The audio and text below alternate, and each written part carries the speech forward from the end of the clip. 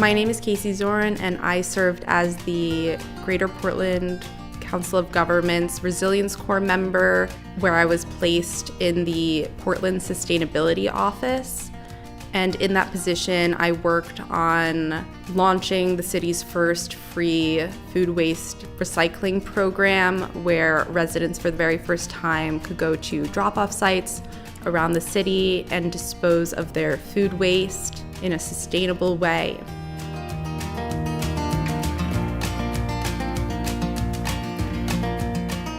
Having a free food waste recycling program means that you can save money on your trash because you're putting it to a higher use, and you're able to save those bags longer because they're not gonna stink up your kitchen. So I think most people are really excited to have a free program that they don't have to pay for, but that makes it more affordable for them to throw out their trash.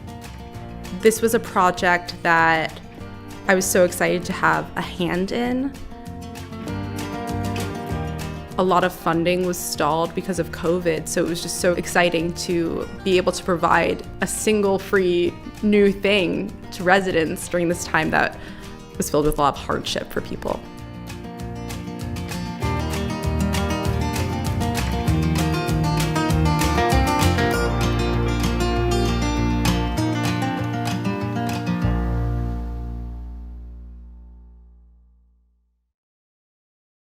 My name is Catherine Hewitt, and I teach 3rd, 4th, and 5th grade at Wentworth School in Scarborough.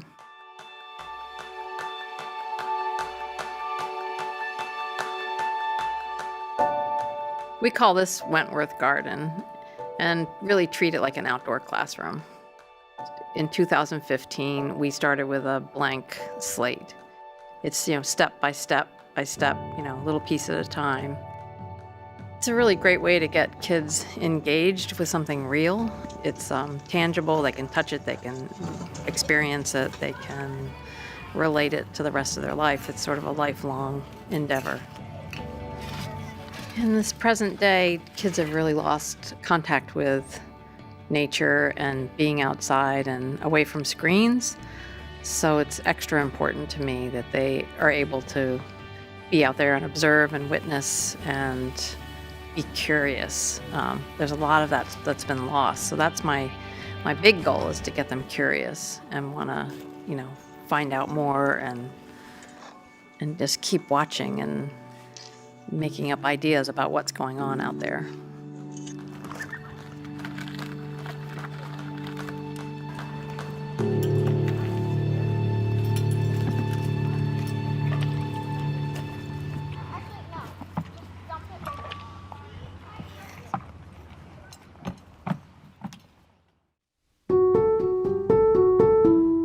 My name is Debbie Grover. I am the Assistant Town Manager / Town Clerk for the town of North Yarmouth, and I've been with the town for 35 years this year.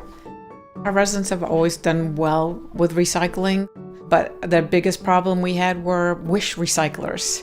People who think, well, this is probably recyclable, or well, I hope it's recyclable, and they put it out in recyclable, and therefore it contaminates their recycling. And then when I started getting those reports of our contaminated recycling, that's when it really kind of gave me the extra kick to start trying to re-educate our residents here in town. We started a newsletter to re-educate on the do's and don'ts of trash and recycling. I share a post on all 3 of our social media accounts, Twitter, Instagram, and Facebook. We have a page dedicated on our website. We have an annual cleanup day where each year, all those items that you can't put out for your weekly curbside pickup, you can bring to our Public Works facility. Our Earth, this is where we live, and it's struggling right now. So the more we can do to reduce that carbon footprint and reduce the global warming, we should be proactive at it, because, I have a 2-year-old granddaughter. I want to have her a nice place to live. And it's not somebody else's responsibility, it's our responsibility.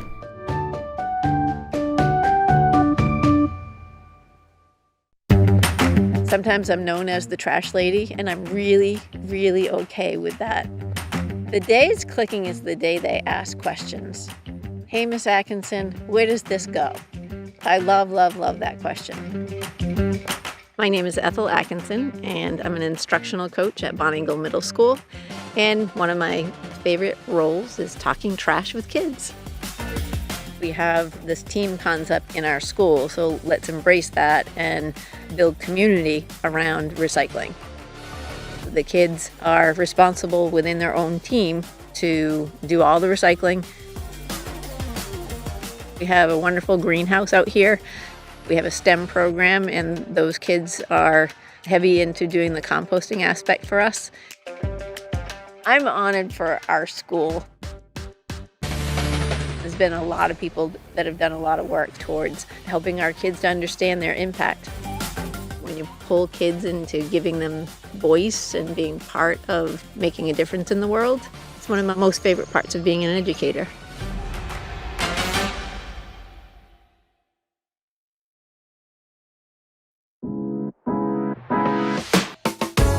My name is Sarah Hansen, and I am the Executive Director here at Greater Portland Landmarks. Historic preservation has not been traditionally tied to environment, and we think it's a really natural fit. So much of what we do looks at the impact of climate change, not only on our historic working waterfronts and our coastline, but also the impact of increased storm damage on our historic buildings and how we're dealing with that. So much of the conversations that we initiate are about the future.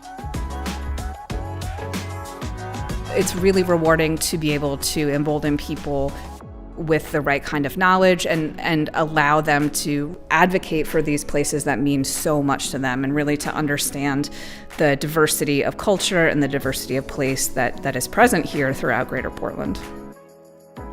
You know, what kind of community identity do we want to carry with us into the future, and what landmarks are we building now?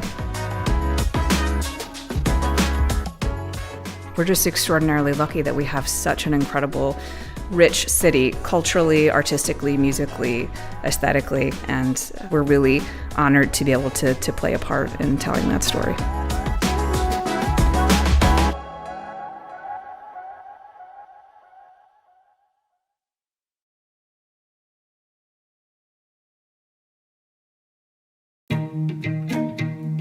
My name is Kate Hodson, and I am a real estate broker with Locations Real Estate.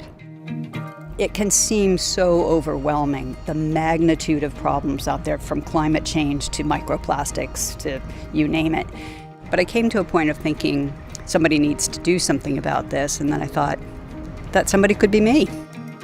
At the same time, I started the Instagram page, Drowning in Plastic, and I connected with people all over the world who were doing the same thing.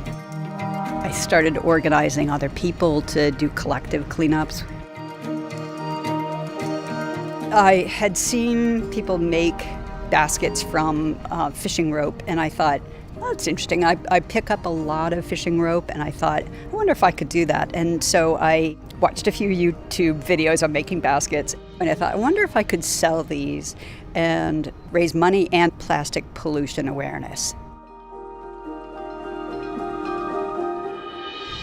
I thought there are big things I can do. I can try to tackle issues, write to my senators, whatever it is. But there are small things I can do, like pick up litter. It doesn't take much. All it takes is a bag, really.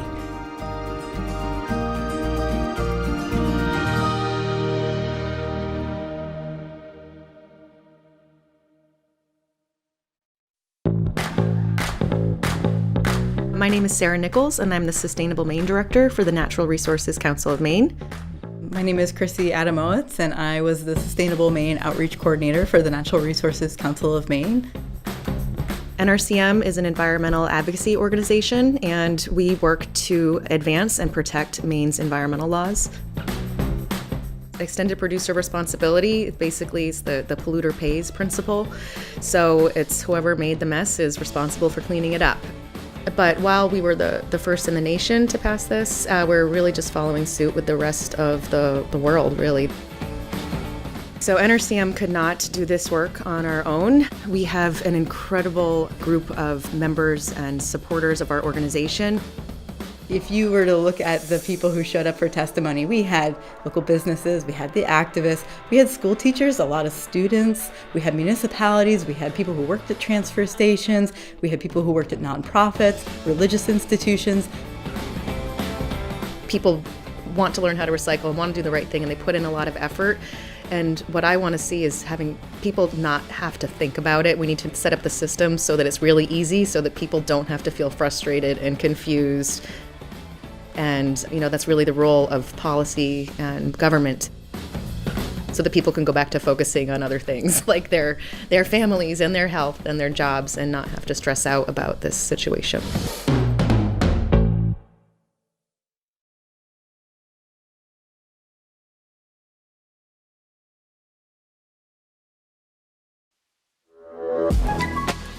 My name is Elizabeth McClellan, and I'm president and founder of Partners for World Health. We're an organization based here in Maine that collects all sorts of discarded medical supplies and equipment, not just here in Maine, but in New Hampshire, Vermont, and Massachusetts. We are the only organization of this size in all of New England. So I'm a registered nurse, and I had the opportunity to live overseas for many years and realized in many of my travels visiting hospitals that many hospitals did not have enough medical supplies. In fact, they were taking a dressing down off of a wound and having to replace the same gauze and use the same tape because they didn't have enough supplies. I remember saying to myself when I was up in northern Pakistan visiting a hospital that someday when I go home I'm going to do something about this, and I did. We keep hundreds of thousands of pounds out of our landfill every year. We save hundreds of thousands of dollars for healthcare systems in lowering their disposal fees, and then we do the right thing. We sort it, we package it again, and we assign it to containers, and we make sure that it ends up in the hands of those people that are less fortunate than we are. It's a fun place to come and volunteer. You'll meet all different types of people from all different walks of life and all ages. So we are open Tuesday through Saturday from 9 to 4, and we welcome a visit.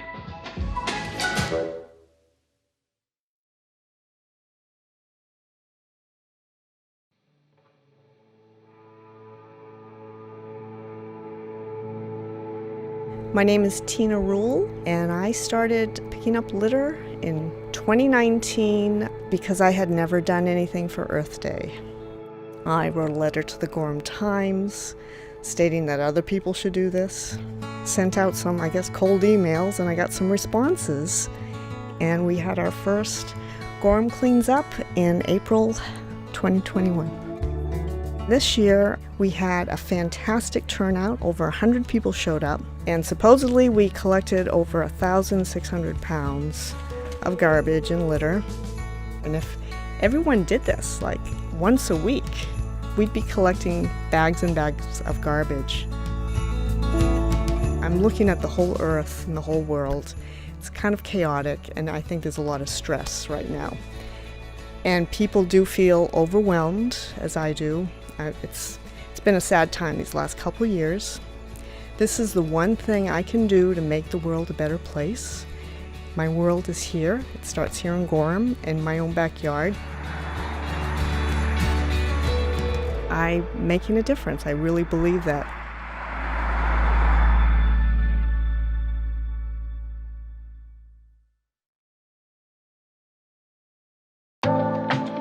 When plastic was designed in the early 1900s, there was never any thought that it was going to be single use. It was never made for something that you were going to use once and you were going to throw away. My name is Marla Baldassari, and I opened up We Feel Good in February 2020, and it's a low-waste refill store. You can bring your empty containers and fill them with cleaning products for your home and for your body.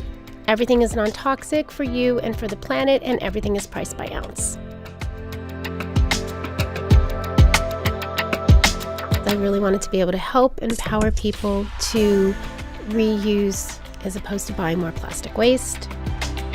I was in the fashion industry for 30 years, which was very wasteful, so I'm trying to counteract my footprint. and help people to understand that there's options versus buying more plastic bottles. People come in, no matter who they are, no matter how many times they've been in here, and they always have something to say. They either tell me stories about products that they've used, they tell us stories about how they've converted their friends, or they've told their friends and their friends have come to the store, how we're definitely making a difference in their lives. It's very, very fulfilling.